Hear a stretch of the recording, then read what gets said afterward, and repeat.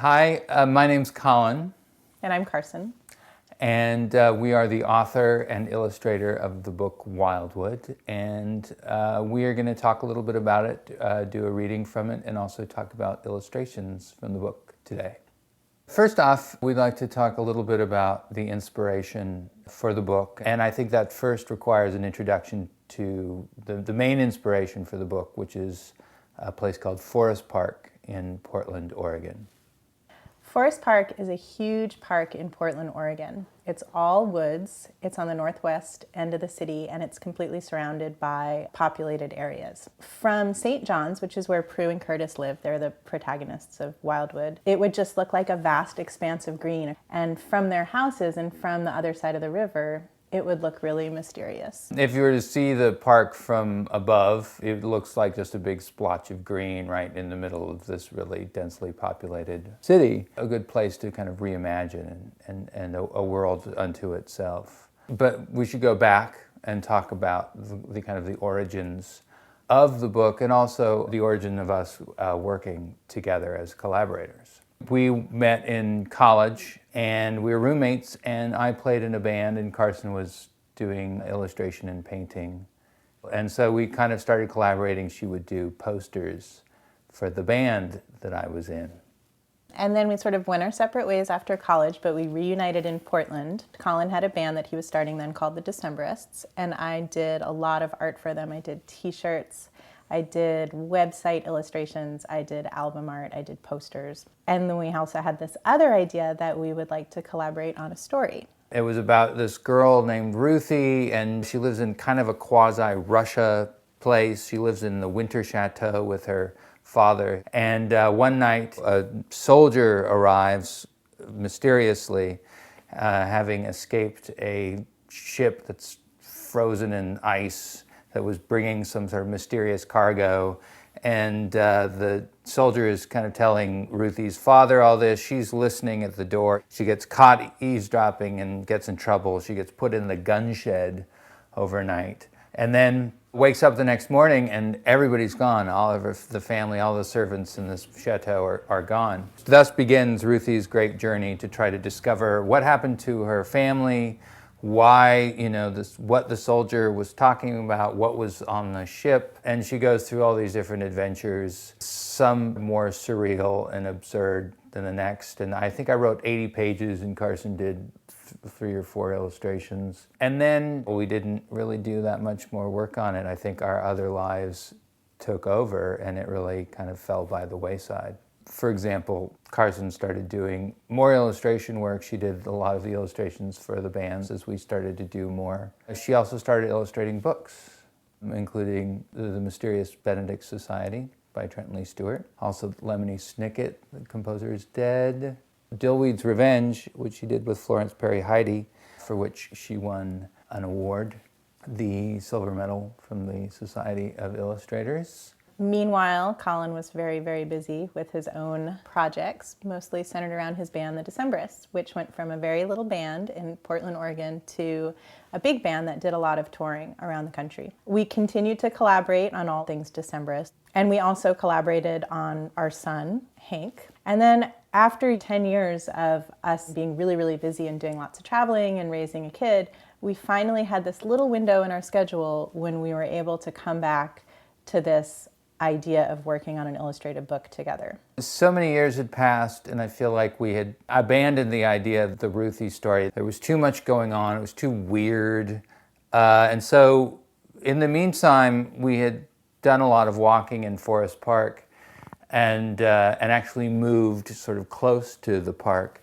And it had struck me on our walks in the woods how amazing this park was and how it feels like once you've crossed over into it, how you feel like you really stepped into a different world, and then started thinking, well, why not make it its own world and why not kind of reimagine this world? And so I think that was the idea, that the main character would be the world in which the story takes place. So the most important thing to do was to create the world at the very beginning, before we had any characters, before we had any plots or anything like that. So we went through the books that we loved as kids and started exploring the worlds and the maps that were created in those books. Certainly Narnia was a big influence, and Carson was a big Narnia fan. I love Narnia. We looked at Wind in the Willows. Of course, J.R. Tolkien's Middle-earth, which is such a compelling and engrossing world, as well as books that I loved as a kid by an author named Piers Anthony, who did a series of books set in this imagined country called Xanth that was actually the sort of outline of Florida, but everything inside of it was reimagined. And I always thought that that's sort of interesting. You know, using the sort of familiar boundary or familiar shape of a place, but completely recasting it. So we started with a map of Forest Park, and we got a very big piece of paper and we traced the geographical boundaries of the park, and we began to populate the map with things, places, and settings, and both real and imagined.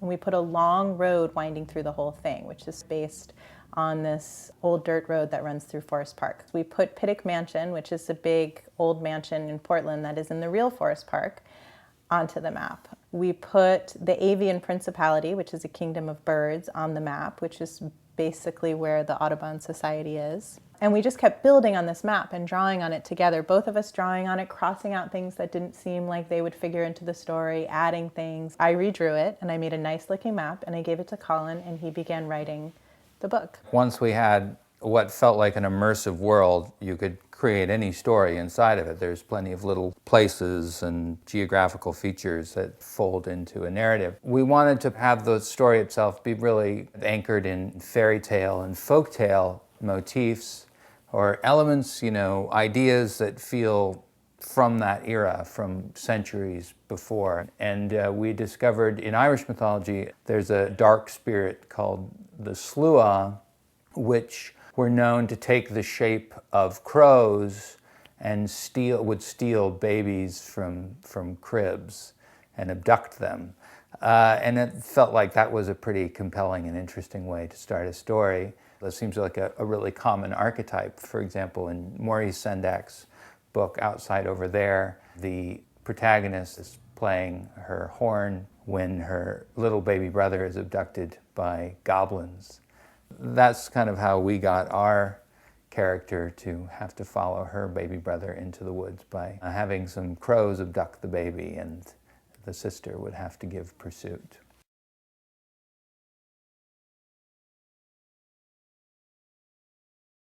So the section that I'm going to read is a couple chapters in where Prue and Curtis are going into the woods. Prue is going after her brother, who she saw being abducted by crows. After a time, the boxy structures of the wastes gave way to a slope of deep green brush. Prue stepped across the northbound branch of the train tracks and found herself immersed in a lush, knee-deep thicket of ferns.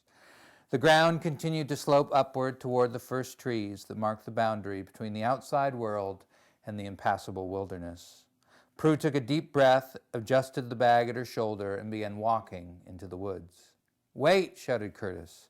He had pulled himself up and was stumbling after her. He stopped at the barrier of trees. "You're going in there? But that's the impassable wilderness." Ignoring him, Prue marched on.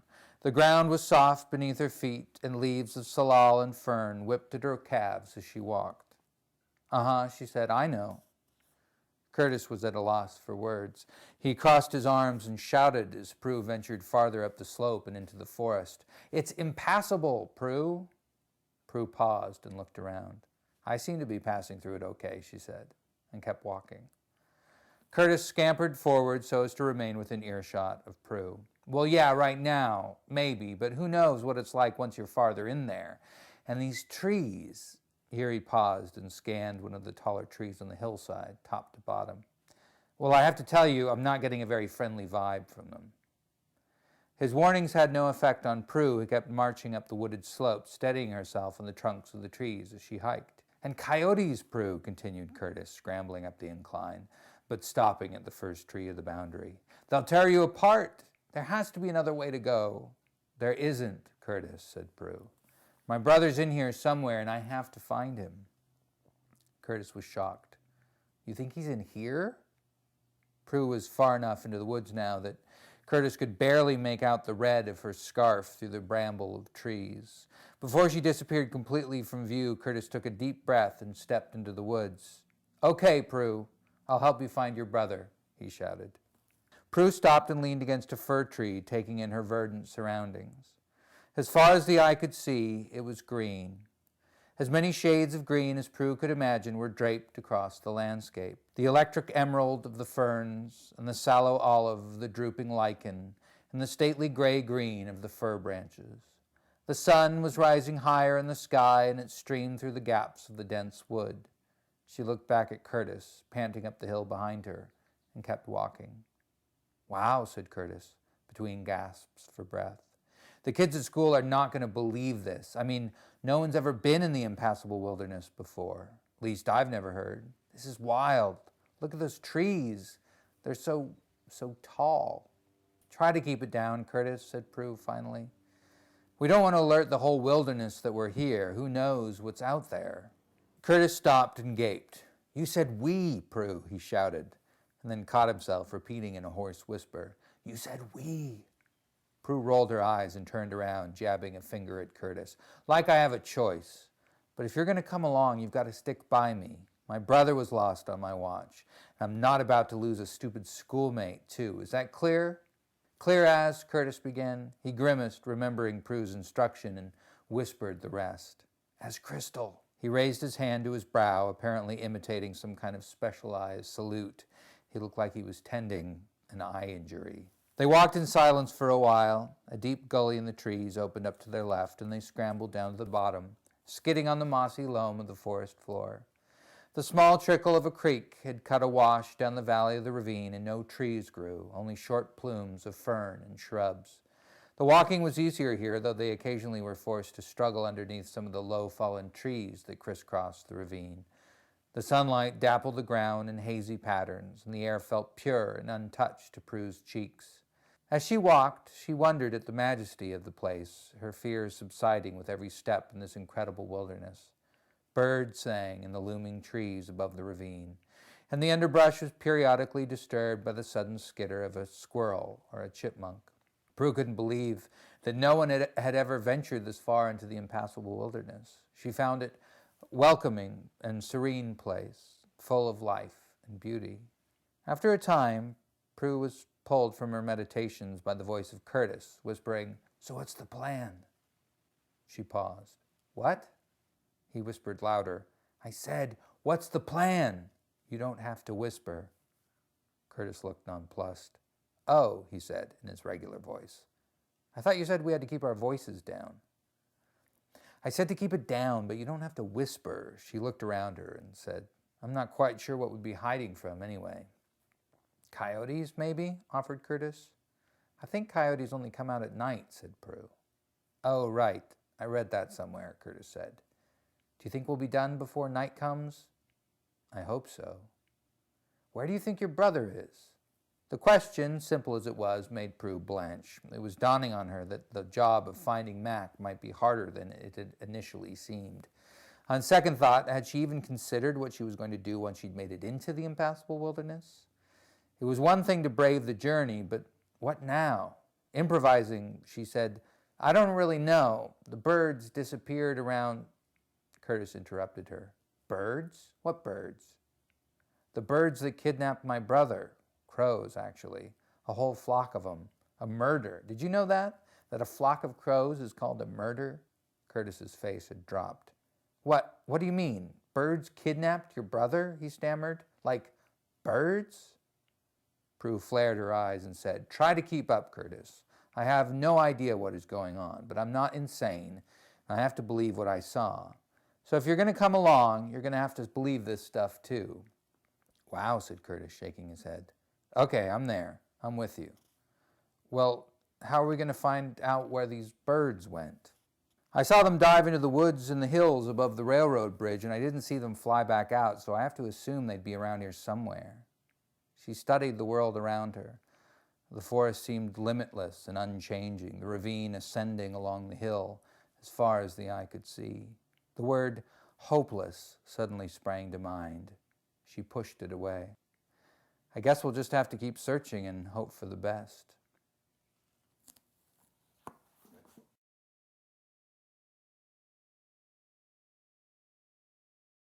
Hi, welcome to my drawing table. I'm going to show you how to draw a coyote soldier like the coyote soldiers in Wildwood. And I'm going to draw it in pencil first, and then I'm going to color it in with gray gouache and do the details with ink. So first, I'm just going to do a pretty loose pencil sketch, like the outline of the coyote soldier. I don't need a lot of detail here. The color of his coat and his head. And he has a very tall, furry hat with a feather. I don't spend too long on it. I actually find sometimes if I spend too much time drawing and getting everything perfect, that it becomes too stiff. So there's my pencil sketch. The next step is to put some gray washes over it. I'm using gouache for this. It's black gouache and I mix it with water. The more water I mix it with, the lighter the gray. Gouache is a lot like watercolor. It works pretty much the same way. It can also be opaque, which means thick and not translucent, which is something that watercolor can't be, which is why I use it instead of watercolor. So I'm putting these light gray washes where the fur is.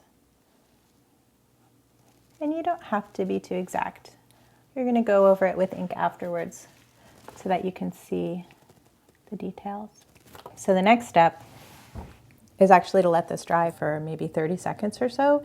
If you were doing this at home, you wouldn't need to use gouache or the fancy pen that I'm going to use when I put the details in. You can do this with watercolor and a pencil, or you can do this with watercolor and a pen. But I think the most important part, if you're using watercolor or gouache or anything wet, is that your paper is thick enough. If you tried to do it on, say, a sheet of computer paper, it wouldn't work. Okay, so now I'm mixing up a darker color, and I'm going to use this darker color for the furry hat. But I'm going to leave this little line here white. Not everybody has access to great paintbrushes, but it makes a really big difference when you're trying to make a little line. I'm going to mix up a really dark color for these boots because they're supposed to be like black leather boots.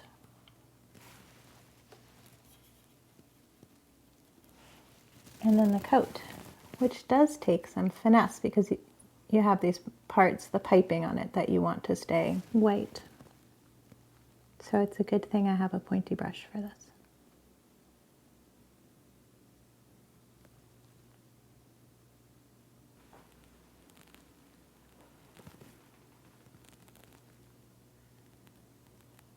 And I can go back in when I'm done with this and use my black pen to make these little rough edges look a little more tidy.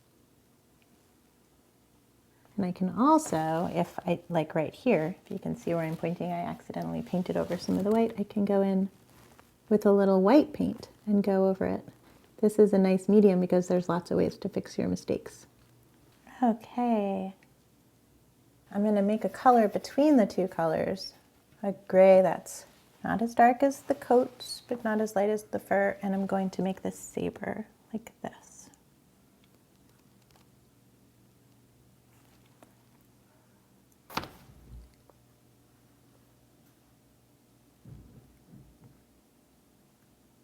And with the saber, I do want the line to be kind of nice. I want it to have a point because it's a sword and I'm not going to outline it with ink. So now I let it dry for a little bit and then I come back to it and do the ink details. So now I'm going to do the inking, and what I used for that is waterproof black India ink, and also this, which is called a nib pen, and it's sort of an old-fashioned kind of pen. It has a nib holder, which is this blue part, and then it has a nib, and nibs come in all different shapes and sizes, and this is the nib I like. It's a 103. So I put the nib into the nib holder, and I put the whole pen into my inkwell, and that's what I use to make all the little lines. So I've got his furry hat. It's supposed to be made out of fur, so I'm going to give it lots of tiny little lines. But I don't want you to get bored, so I'm rushing a little.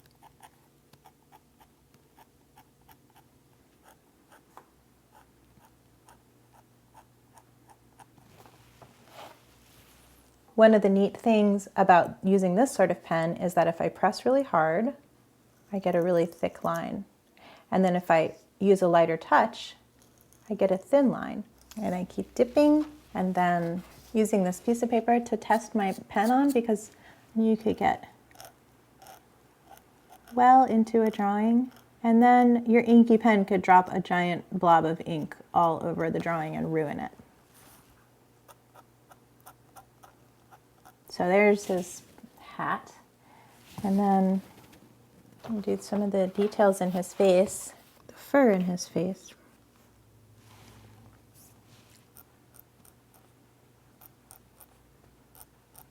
And then just outline him a little bit, but only in some areas. On to his coat. I put a few black lines in here so you can see where his collar is. And then I come in here and I just outline these things to give them a bit more detail.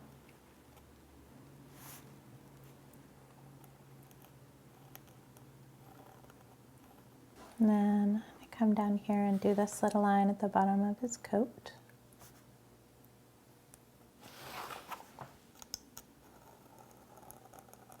All the illustrations, the costumes and the illustrations in the book have to be consistent. So this coyote soldier's costume can't change unless the book says the coyote soldier changed his coat. I'm actually almost done with this ink part. I just have to paint in all this fur at the bottom. One thing I like about doing pen and ink stuff is that you can use the wash to fill in some areas, big planes that you want to fill in, like his coat, but then you can also include as much detail as you want. You have to draw his furry legs.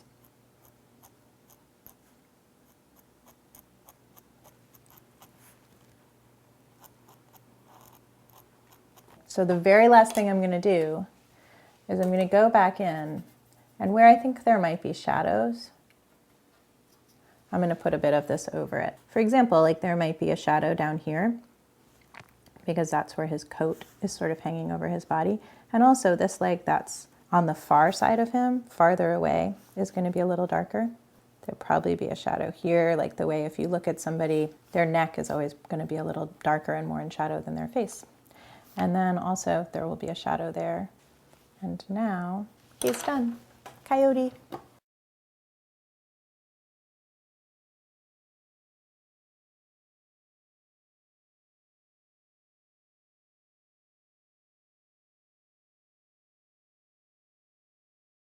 I'm going to talk a little bit about collaboration. What I always assumed before I did this for a living was that there was more one-on-one collaboration between authors and illustrators. Illustrators, I imagined having a certain amount of influence on the author's writing, and the author having influence on the illustrator's drawings and paintings. And it's often not the case, surprisingly. Most of the books I've worked on, I haven't had any interaction with the authors whose books I was illustrating. Of course, it's been totally different with Colin because we're married, so we get to collaborate around the clock. The moment that I'm drawing something that he feels like is kind of off the mark, he can tell me and I can revise it.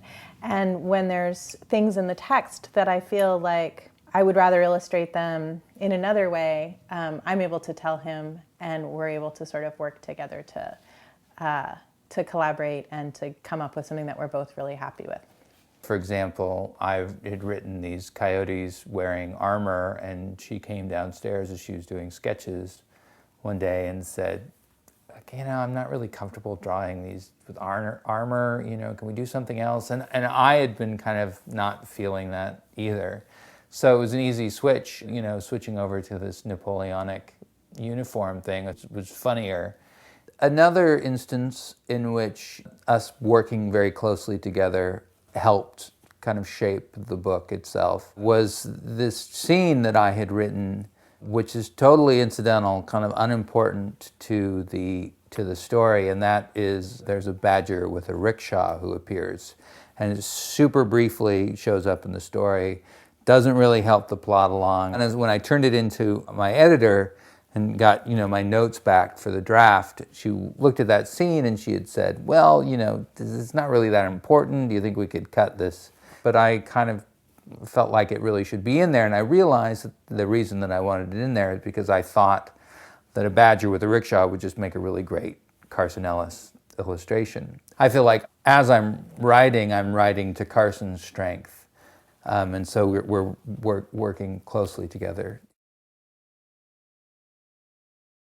Anybody, when they write a short story or you do a drawing, you're doing it because you feel like there's something missing in the world that you could do. There's a book out there that you would like to read, and maybe it doesn't exist, so you need to write it yourself, or a drawing that doesn't exist, and you need to draw it. And I think that was one of the things that really drew us into making this book. We were both kids who really loved exploring the outdoors. We loved going into a wild place, be it an actual wilderness or even just a city park, and really reimagining what was happening inside of that park or wilderness. Hopefully, any of you reading this book would be inspired after finishing it to go out and explore the local wilderness that's nearest to you and see what your imagination can do to create a new world inside of it.